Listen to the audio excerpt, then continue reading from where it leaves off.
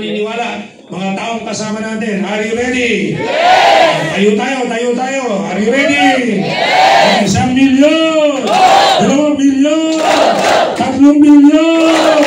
At milyon palakpak para sa ating President, Dr. Ed Sabonco!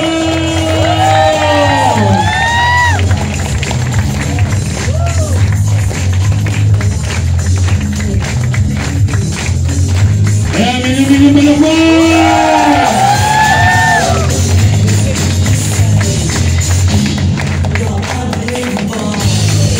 Good morning! Payaman na! Guys, take a seat.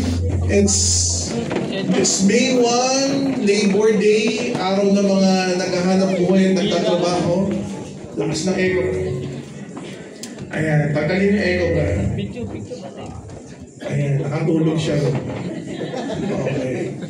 Kamusta po ba? Iba mo ang galing bakasyon, nangiting.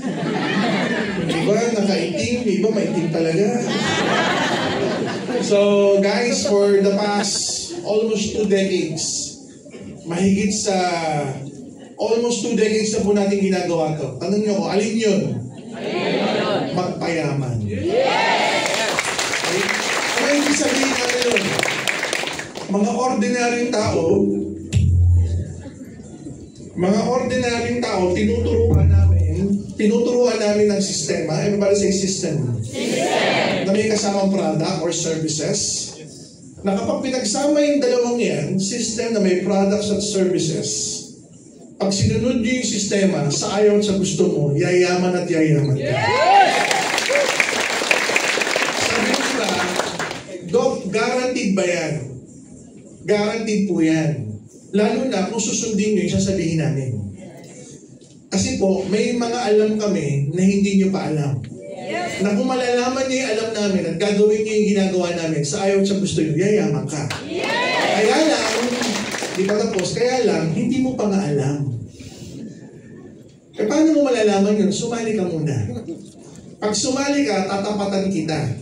Dok, ano yung tatapat mo sa akin? Mga taong mas mabababa pa uri sa'yo. Anong ibig sabihin? Kunwari ikaw, high school graduate ka. May mga ganun bang tao, high school graduate lang? Yes! Tatapatan kita ng elementary graduate lang. Na kumikita ng siguro times 10 o times 20 na kinikita mo ngayon. Wow! Para lang patunayan sa'yo na pwedeng mangyari to. Yes! Meron kaming mga tao dito sa kumpanyang to, ang natapos grade 2. Grade 2 lang. Pero magkano kinikita? 300,000 naman. Wow! Pag pinag-English mo, hindi magno-nosebleed, kukumbulsyonin. Ibig sabihin, may nalaman yun mula sa amin na nung in-apply niya, umasenso siya. Tama o tama? Na hanggat hindi mo nalalaman yung mga bagay na yun, at hindi mo ginagawa yung mga bagay na pinapagawa namin, hindi ka asenso. Pwede mo sabihin, Dok, masipag naman ako eh. Masipag ba Pilipino? Yes! Totoo naman. Diba? Patsaga ba Pilipino? Yes! Ay, totoo naman po, sipag at tsaga. Pero bakit ang daming Pilipino, masipag at matyaga, hindi umaasenso? Tama o tama? Tama! Kasi mali yung pinaglalagyang effort. Nasang platform ka ba? Diba? Ang dami kong kilala, security guard. Ang security guard, masipag at matyaga ba? Yes! O natural. Diba? Tulog na tayong lahat, sila gising pa. Nagbabantay ng kayamanan at pera at ari-arian ng ibang tao. Willing siyang ibuwis yung buhay niya para sa assets ng ibang tao. Tama o tama? Tama! Ang sipag at ang tiyaga nun, ibubuwis niya ang buhay niya. Pero nakakita ka ng security guard, kaka-security guard, naging milyonaryo? Wala. So in short, yung sipag at tiyaga nasa maling plataforma. Okay? Nagigets nyo? Yes! May iba naman gusto mag-vlog. Walang problema dyan. Dami yumaman sa pag-vlog. Tama o tama? Tama! Pero hindi lahat na nag-vlog, yung mayaman. May nakita kang video, grabe effort. Pag tingin mo sa views, 4. Yung 4 na yun, nanay niya, kapatid niya, tropa niya. Paano yayaman yung ganun? Di, tanim ka lang. Araw-araw, nagbablog. Pag nakita mo views, 10, 12. Paano yayaman yung ganun? Kailangan pagandahin mo yung content. Tama o tama? Darating ba yung time, maganda na yung content mo, hindi kailangan boosting, mag-a-ads ka pa. Magbabayad pa ako para dumami views? Oo. Isipin niyo, kung hindi mo alam yun. Again, nasa maling plataforma. Hindi mo alam kung ilan ang manonood sa'yo. Tama o tama? Guys, sa ginagawa namin, ikaw mismo gagalaw. Ikaw mismo gagawa. And we've been doing this ako po, ang personal experience ko, ginagawa ko po ito for almost 30 years na. Sanay na po ako. Sanay po ako, tumingin ng mga ordinaryong tao. Ayan, mga ganyan yung mata. Ayan, nakapikit yung isa. Ganyan yung tingin. Yung isa yung nag-iisip, ano kaya pakakainin ko mamaya? Gutom na ako eh. Diba? Ganyan yung mga naglalarong tanong sa kaisipan. Pero once sumali at nakita niya, ganun lang, aasenso ako, yes. Bakit ka aasenso? Kasi may ganitong prinsipyo na hindi tinuturo sa school. Yes. May hindi tinuturo sa school, napakadami. Tanungin niyo ako, ano yun? Pagyaman. Nakakita ka ng teacher sa school na tuturo, ganito maging milyonaryo. Ganito maging bilyonaryo. Wala. Hindi ituturo yan. Ituturo, maging magaling kang empleyado. Kapag nakatapos ka, gagawa ka ng resume, mag-a-apply, magsimula ka sa mababa, ilang taong ka na, mababa pa rin. Tama o tama? Nasa ganung sistema, walang pag-asenso.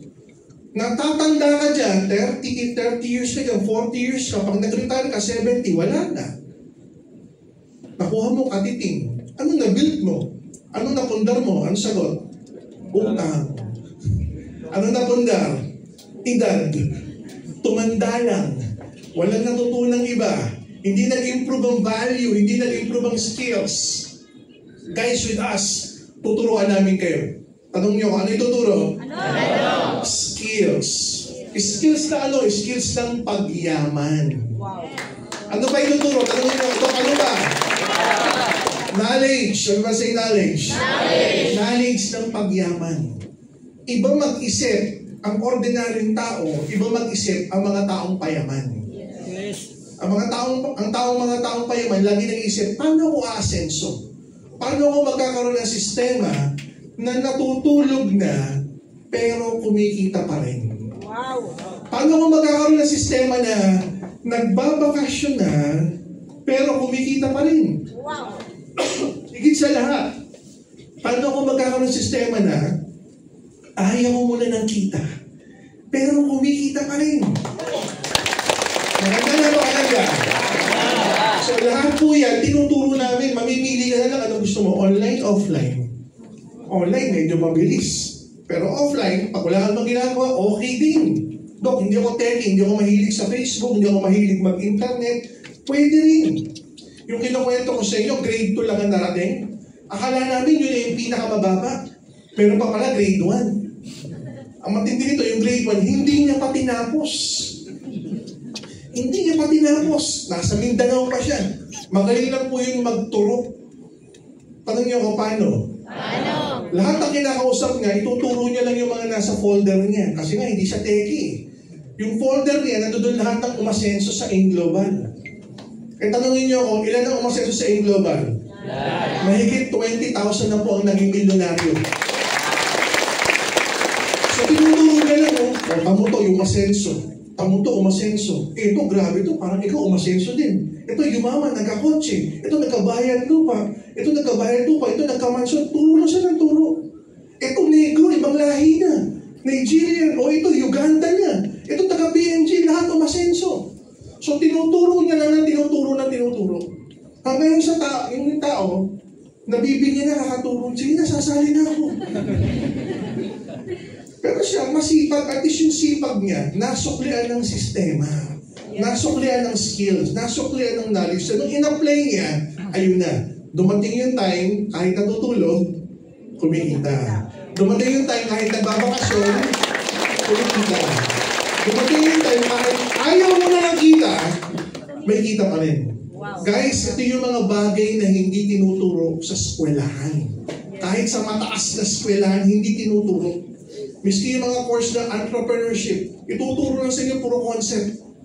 Ang magtuturo pa sa inyo, teacher. No offense sa mga teacher. Ang mother ko, high school public teacher. Yung magtuturo sa inyo ng entrepreneurship, teacher. Pag-uwi, makikita mo, magagrab lang. Ano ibig sabihin nun? Mahirap magturo ng mga bagay na hindi mo pinagdaanan. Tama o tama? Kung ikaw makikinig ka ng mga bagay-bagay ukol sa pagyaman, dapat yung natuturo sa iyo, mayamang-mayaman. Yes! Tama o tama? At ang mahirap nito, kapag nagturo sa iyo, yung taong mayamang-mayaman, hindi ka rin tuturuan ng specific. Ang ituturo niya, generic. Ano yung generic? Gusto mo yumaman? Kailangan masipag matyaga ka. Narinig ko na yun. Gusto mong yumaman? Okay na, tiis-tiis ka sa simula. Narinig ko na yan.